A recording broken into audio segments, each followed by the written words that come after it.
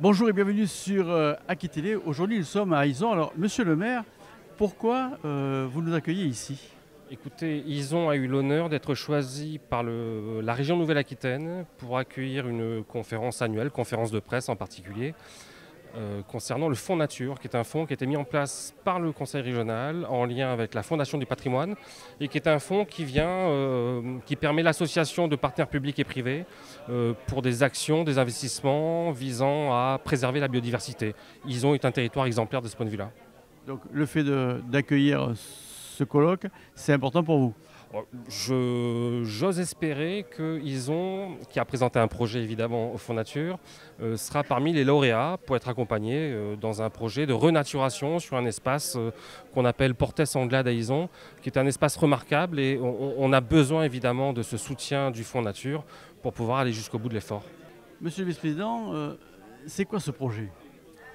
Eh bien, c'est un noble projet en partenariat avec la Fondation du patrimoine, mais aussi les entreprises du territoire de Nouvelle-Aquitaine, les associations de protection de la nature et de l'environnement, et puis les communes, les 4360 communes.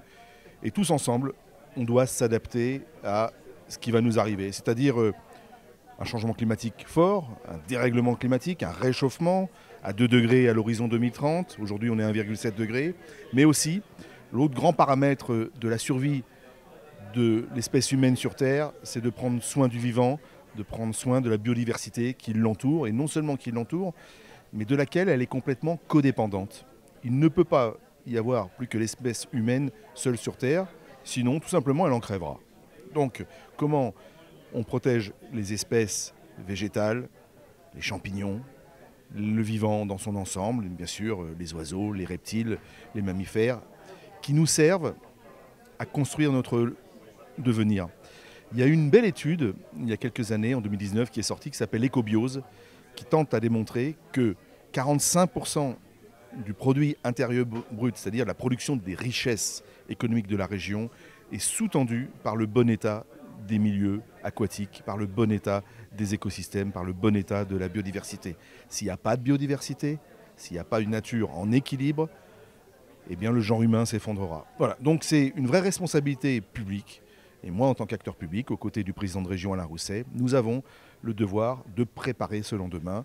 Et donc partenariat avec la Fondation du patrimoine qui passe le patrimoine culturel, le patrimoine bâti qui reste le fondement de son existence, à s'intéresser aussi aux questions de patrimoine naturel, de forêts anciennes, de milieux aquatiques, de préservation du vivant dans son ensemble, parce que c'est aussi une valeur fondamentale qui est en train de monter en puissance dans notre société.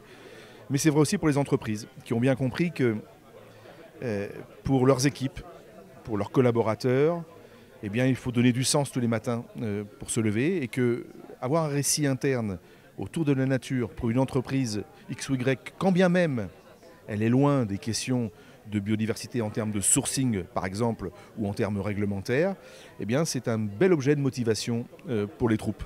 Ça, c'est extrêmement important. Et puis, de manière plus prosaïque, plus fondamentale, pour une entreprise, il faut que les collaborateurs, tous les matins, soient au boulot. Et donc, une entreprise ne peut pas se permettre d'avoir de l'absentéisme parce que il y a des viroses, parce qu'il y a chikungunya, parce qu'il y a Zika, parce qu'il y a des encéphalites qui sont en train d'arriver, qui remontent du sud, qui remontent d'Afrique et qui vont envahir, on peut le dire, notre territoire national, notre territoire français. Et pour lutter, figurez-vous, contre l'émergence de ces viroses dont, et tout le monde le sait aujourd'hui, un des principaux vecteurs, ce sont les insectes piqueurs, notamment on parle du moustique tigre, mais aussi de l'ensemble des culicoïdes. Eh bien, une des façons de réguler ces insectes qui se développent avec le réchauffement climatique, eh bien, c'est d'avoir des régulateurs naturels. Et un des régulateurs naturels, par exemple, il y en a d'autres, alors c'est le crapaud, mais c'est aussi les chiroptères, c'est-à-dire les chauves-souris. Et pour que ces chauves-souris puissent exister, eh bien, il leur faut que nous puissions leur garantir leur milieu, leurs habitats sur lesquels, alors ce sont des vieux arbres, ce sont des vieilles ruines, des fois ça peut être les deux à la fois, et en tout cas préserver l'habitat, le milieu et donc les écosystèmes. Voilà un exemple concret qui vous montre pourquoi la région, la Fondation du patrimoine, le club des ETI, les entreprises de taille intermédiaire, et puis demain l'ensemble des entreprises, et puis les maires, nos 4300 et quelques maires, qui doivent nécessairement s'intéresser pour finalement une harmonie entre l'homme et la nature demain sur l'ensemble de nos beaux territoires de Nouvelle-Aquitaine. Miguel, vous êtes l'un des partenaires de ce fonds. Pourquoi participer à ce fonds? La Fondation Etria est une fondation familiale qui est basée à Genève, en Suisse, et qui s'est donné commission de contribuer à transmettre la pertinence de notre héritage culturel dans le monde contemporain.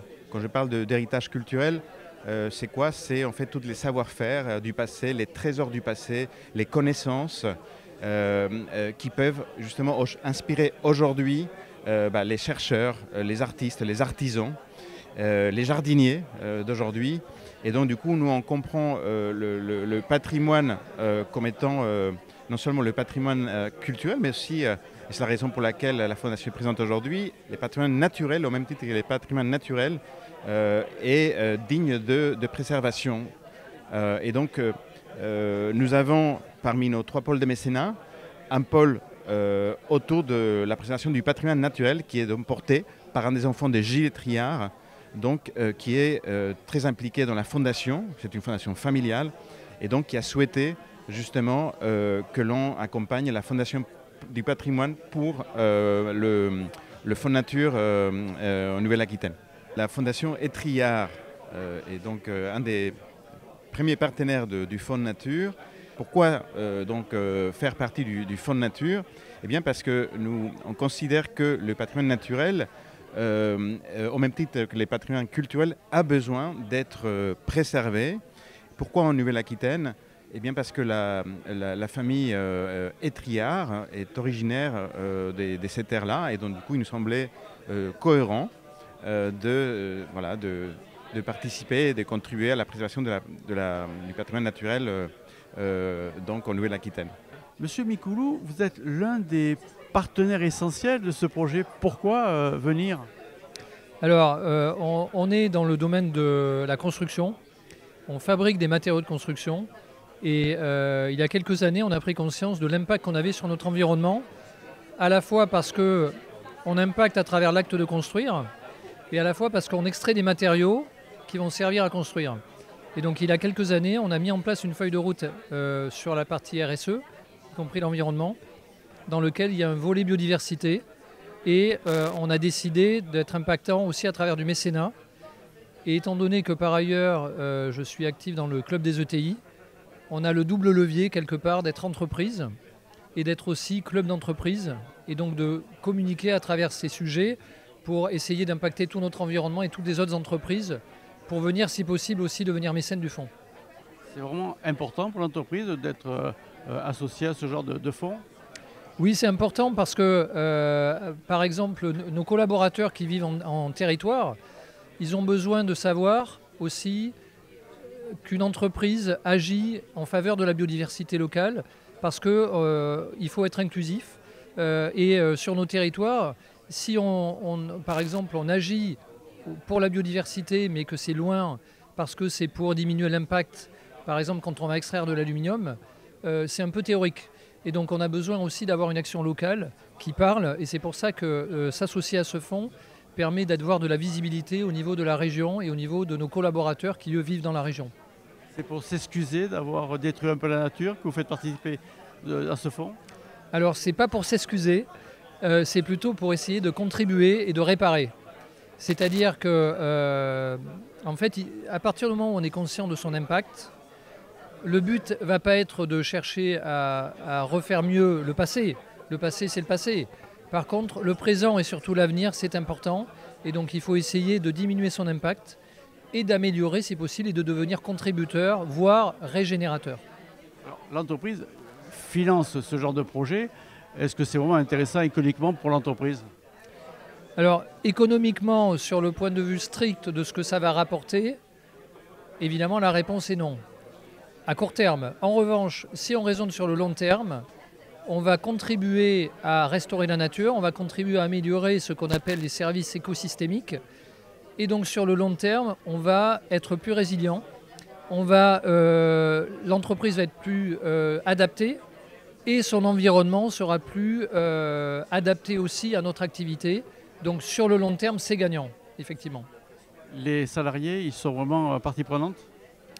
Aujourd'hui, tous les salariés ne sont pas forcément tous aussi informés ou aussi impliqués. Mais pour vous donner un simple exemple, on a notre siège qui est à côté de la Brède. On a impliqué les salariés dans un projet de renaturation du site et on a vu les changements. C'est-à-dire que vous avez des salariés qui tout d'un coup se libèrent et viennent vous voir en tant que dirigeant en disant mais c'est super, mais moi je voudrais participer à ce projet parce que j'ai compris que vous vouliez renaturer le site et donc si vous cherchez des volontaires, moi je peux en être. C'est impressionnant pour une entreprise. Ben, c'est toujours rassurant de se dire que en fait, on peut porter une voix qui trouve un écho chez nos collaborateurs parce que ça veut dire qu'ils se sentent bien dans l'entreprise dans laquelle vous êtes, que vous animez, que vous dirigez et que vous n'êtes pas dans l'opposition du dirigeant et de ses salariés. Et comme on disait tout à l'heure, il peut y avoir aussi une vision parfois du public et du privé. Et aujourd'hui, le fonds Nature, c'est un bel exemple de partenariat sur lequel on va agir à la fois dans le privé, dans le public. Et c'est comme dans une entreprise, entre le dirigeant et ses salariés, il faut que tout le monde travaille ensemble. Vous faites partie du réseau des ETI. Il y a un ticket d'entrée? Non, il n'y a pas de ticket d'entrée, si ce n'est la taille, puisque une ETI, c'est une entreprise de taille intermédiaire. Donc il faut avoir 250 salariés et faire une cinquantaine de millions d'euros de chiffre d'affaires. Ce club ETI, en fait, il a surtout une vocation à faire des actions collectives. Et cette action-là, justement, elle est collective. Et c'est pour ça que le fait d'être mécène, ça permet de populariser le sujet et d'indiquer à des belles entreprises de la région, venez nous rejoindre de manière à ce qu'on fasse des projets plus ambitieux et vous puissiez aussi donner de la visibilité à vos territoires sur lesquels vous êtes implantés en tant qu'entreprise pour qu'il y ait des projets de renaturation ou de soutien à la biodiversité qui se fassent en lien avec votre territoire sur lequel vous êtes, que vous soyez dans la Creuse, que vous soyez dans le Pays Basque, que vous soyez dans la Vienne, dans le Limousin. Il peut y avoir des projets à côté de chez vous et ça fera du bien à la nature et ça fera du bien à vos collaborateurs qui y habitent. Merci. Voilà, ainsi se termine notre reportage ici à Izon pour ce nouveau Fonds Nature. À très bientôt sur AquiTélé.